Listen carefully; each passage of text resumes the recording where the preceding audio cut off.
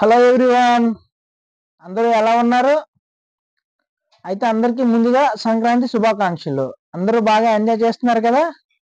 అయితే ఇప్పుడే సంక్రాంతికి వస్తున్నాం అనే మూవీ చూసి ఆ మూవీ రివ్యూతో మీ ముందుకు సంక్రాంతికి వచ్చేసాను.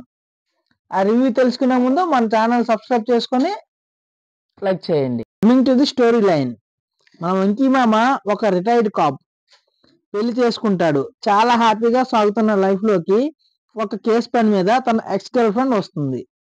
వీళ్ళిద్దరి మధ్య వెంకీ మామ ఎలా నలిగిపోయాడు, అసలు ఆ కేసు ఏంటి, వీళ్ళ ముగ్గురి జర్నీ ఎలా సాగింది అనేది remaining part of the film.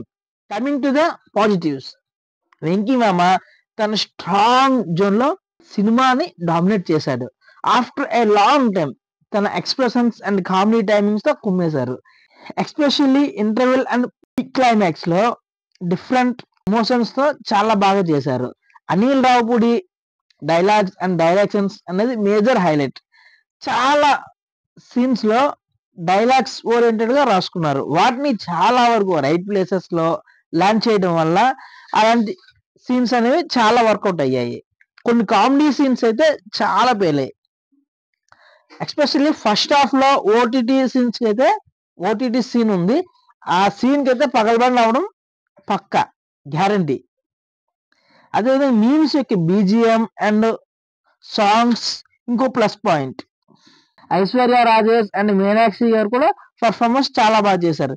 వీళ్ళిద్దరి మధ్య వచ్చే కొన్ని సీన్స్ మనల్ని చాలా అంటే చాలా బాగా నవ్విస్తాయి. నాకైతే ఈ మూవీ నచ్చింది. ఓకే, పర్లేదు, బాగుంది అనిపించింది.